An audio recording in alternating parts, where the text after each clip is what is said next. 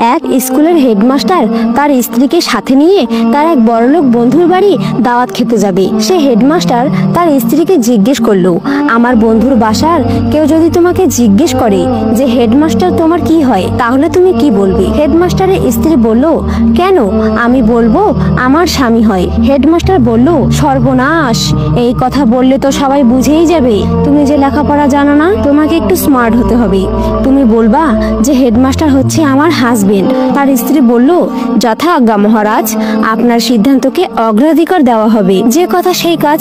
সে headmaster এবং তার স্ত্রী বন্ধুর বাসায় দাওয়াত খেতে গেল।